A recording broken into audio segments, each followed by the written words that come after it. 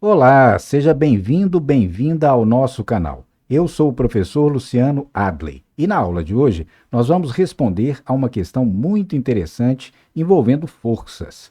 Como utilizar o método da decomposição de uma força para resolver problemas de dinâmica? Você sabe a resposta? Então, assista ao vídeo até o final que eu responderei já já.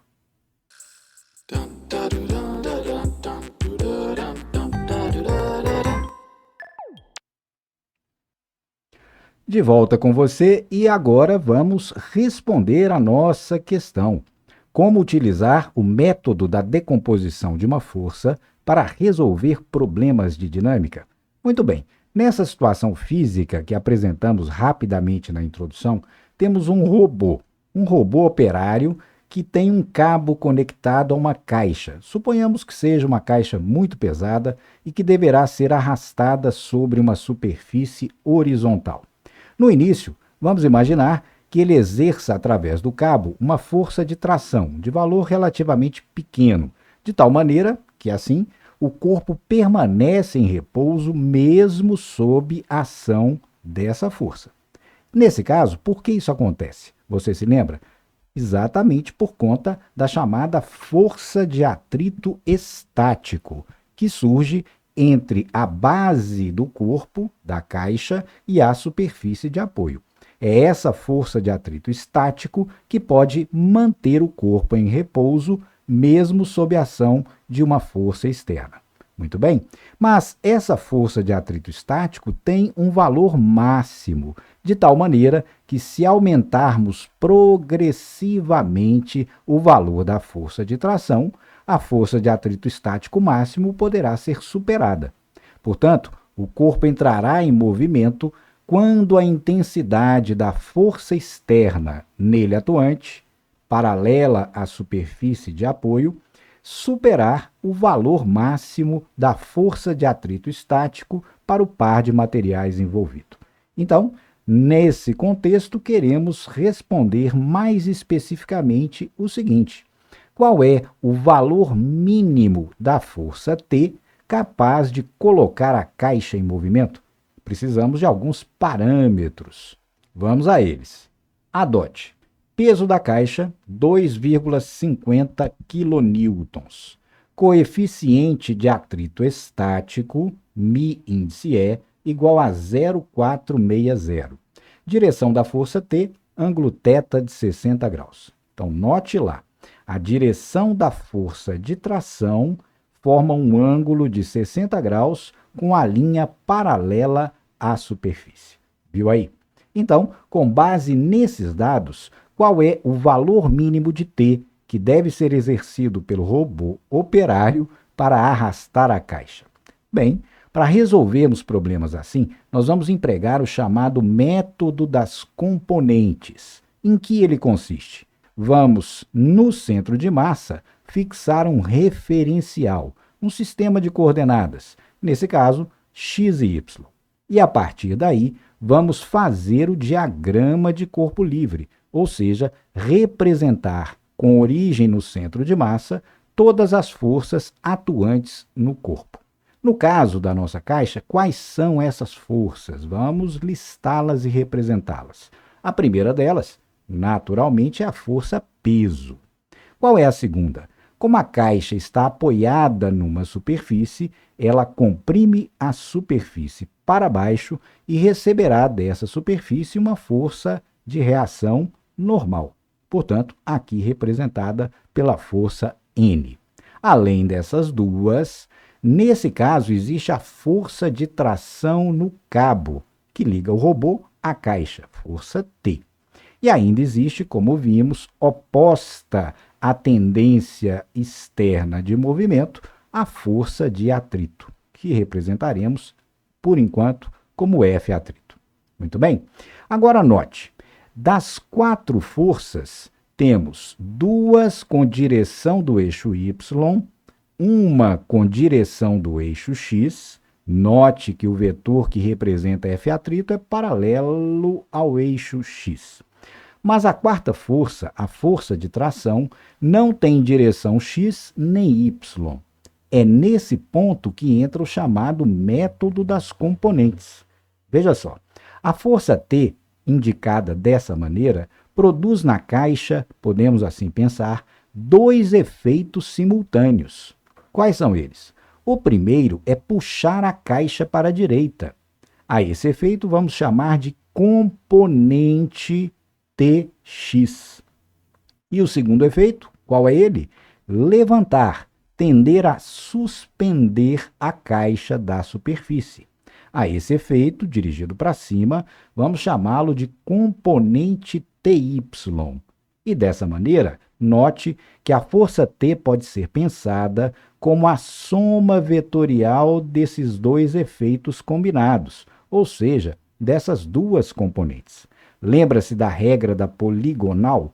A soma de vetores pode ser feita conectando-se sequencialmente a extremidade de um vetor à origem do próximo. E a resultante será aquele vetor que liga a origem do primeiro à extremidade do último. Portanto, pela regra da poligonal, podemos então escrever com certeza que a força T equivale à soma de Tx com Ty.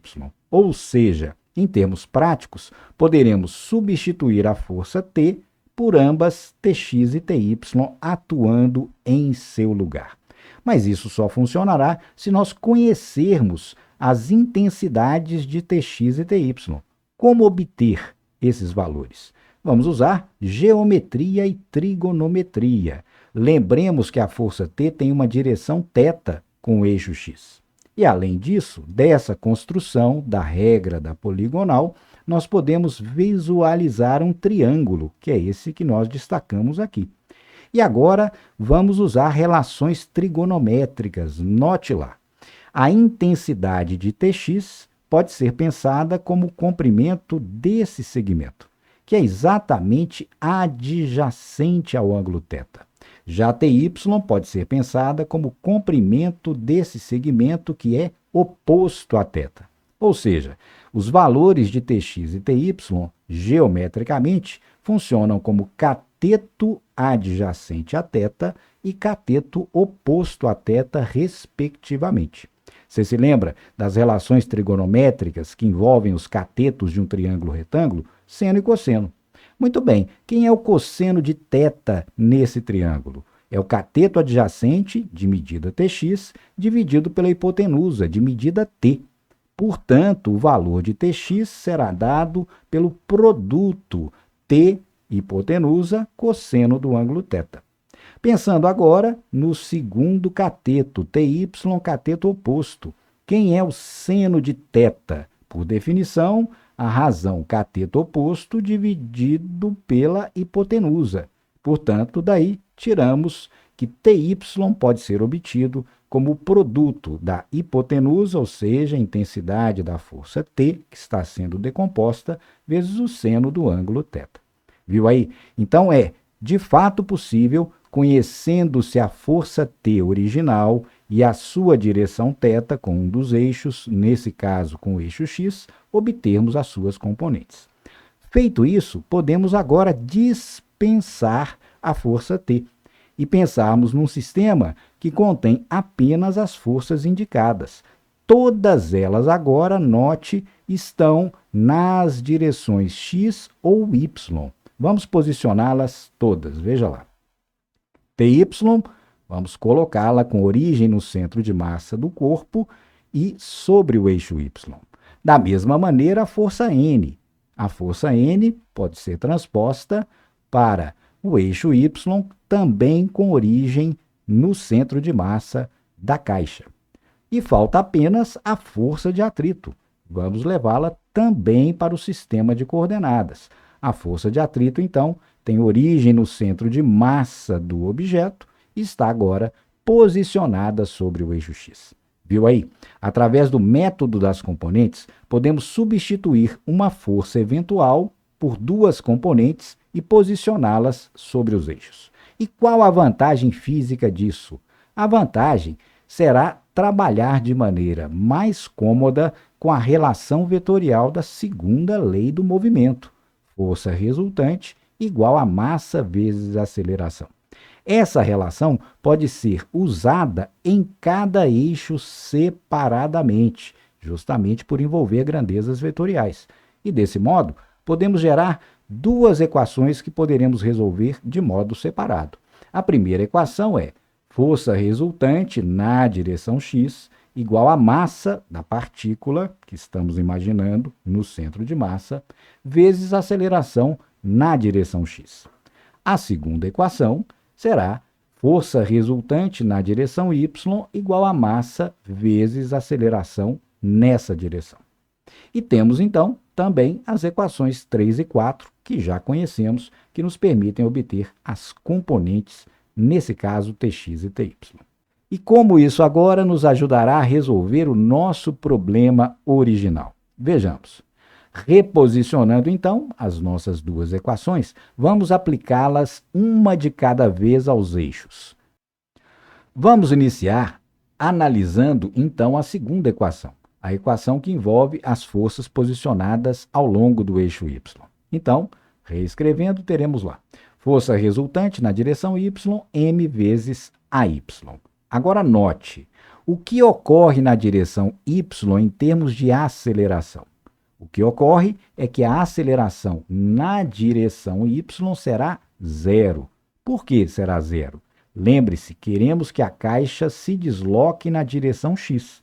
Portanto, o seu centro de massa não se moverá nem para cima, nem para baixo. Muito bem? E a força resultante na direção y, como obtê-la? Veja que nessa direção temos três forças, N, Ty e P. Duas com sentido para cima, que é positivo, e o peso em sentido contrário. Então, a nossa resultante na direção y será N mais Ty menos P. Exatamente porque N e Ty têm sentido para cima positivo e P sentido oposto. Perfeito? Queremos agora obter o valor de N. Como fazer isso?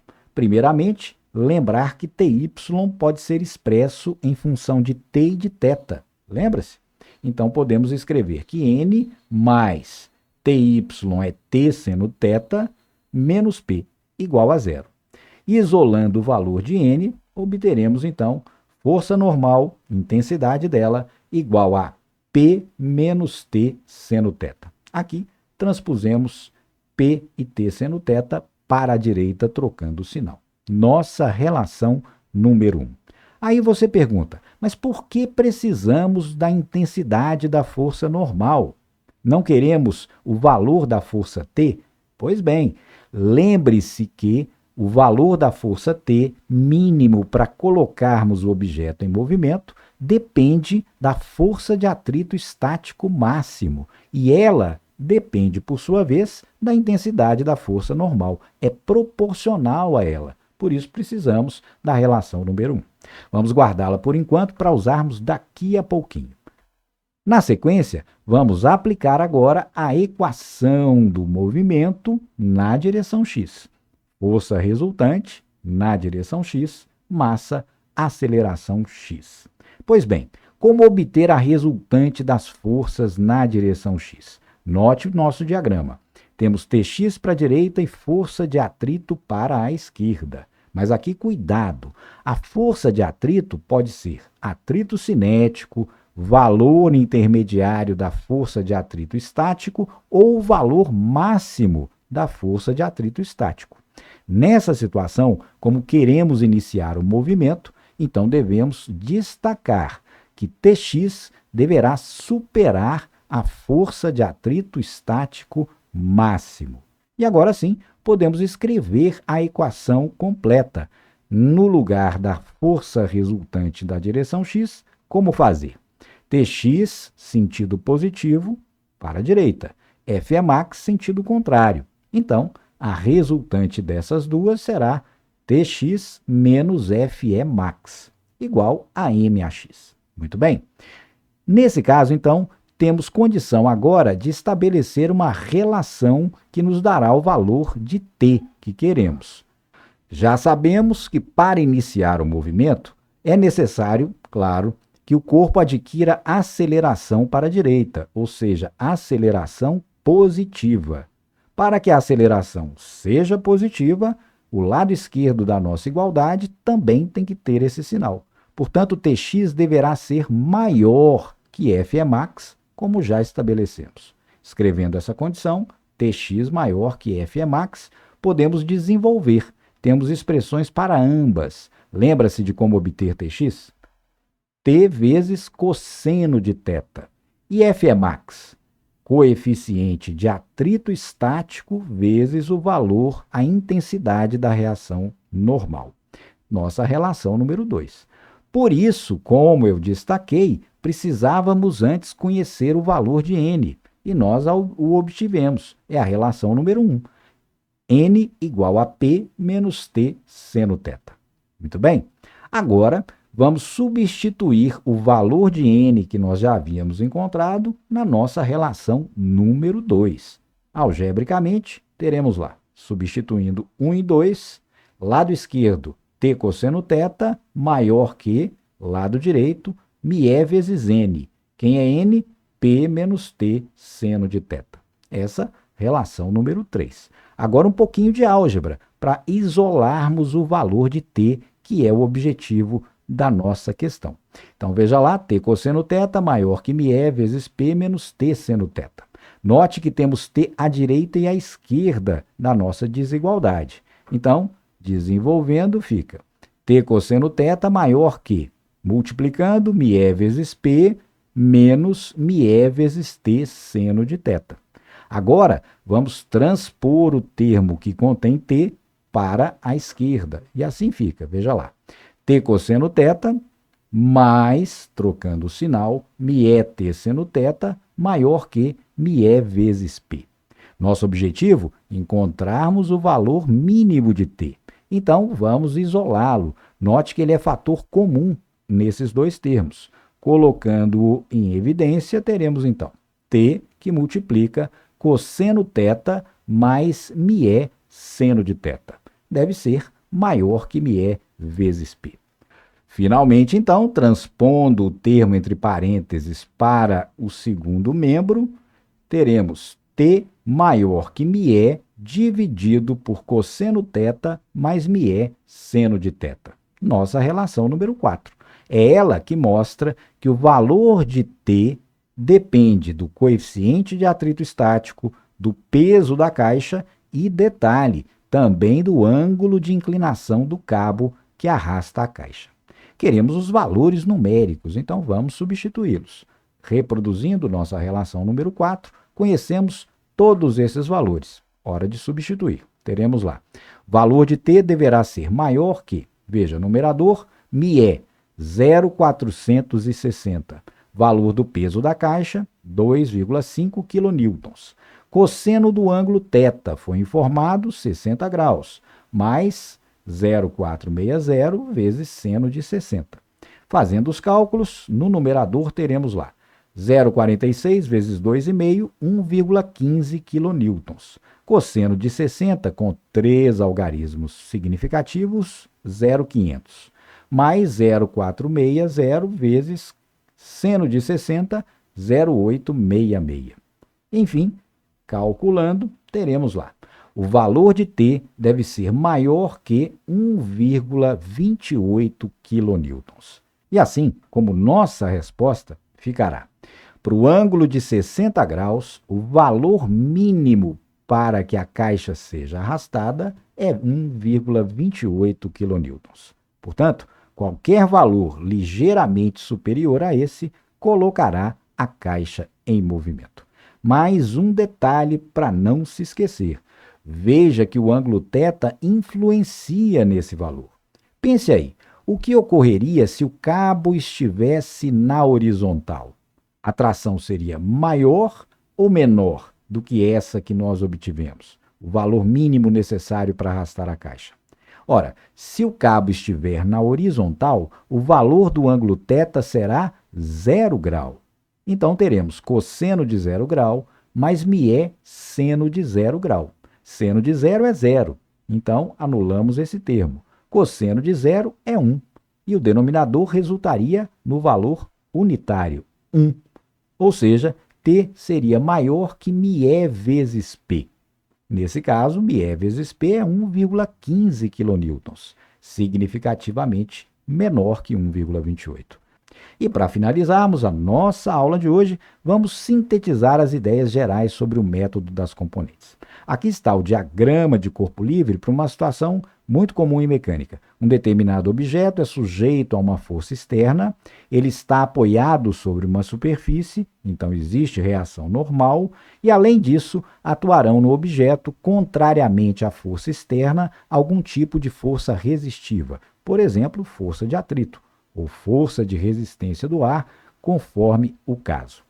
A força F não se encontra nem na direção Y, nem na direção X. Como proceder para obtermos as suas componentes? Agora, vamos usar uma regra um pouco mais geral do que a que fizemos antes. Regra do paralelogramo. Você se lembra?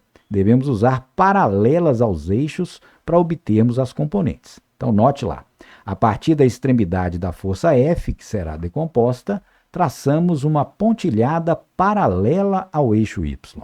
Dessa maneira, o segmento que une o centro de massa do corpo até a interseção com o eixo X nos dará a primeira componente, exatamente a componente que chamaremos de Fx. Da mesma forma, da extremidade do vetor F, que está sendo decomposto, traçamos agora uma paralela ao eixo X. Na interseção com o eixo Y, teremos a medida da intensidade da segunda componente, que nesse caso será Fy. Viu aí? Além disso, lembrar como obter as componentes. Exploraremos o triângulo retângulo formado na construção. E aí, temos as relações para Fx e Fy. Lembra-se lá? Fx, nesse caso em que essa componente está adjacente ao ângulo θ, será valor da força F que está sendo decomposta, cosseno de θ. Fy será, por sua vez, valor da intensidade da força que está sendo decomposta, seno do ângulo θ. Não é? Relações que nós obtivemos mais cedo. Agora, uma terceira, que é novidade. Imagine aí, o que ocorre se dividirmos Fy por Fx? O que resultará? Veja lá, F com F na divisão se cancelam, seno θ dividido por cosseno θ. Lá da trigonometria sabemos que isso é tangente, portanto teremos uma terceira relação que pode ser muito útil. Tangente de θ igual a Fy sobre Fx. E finalmente, claro, sendo um triângulo retângulo por construção, vale o teorema de Pitágoras. E com isso, podemos escrever a seguinte relação.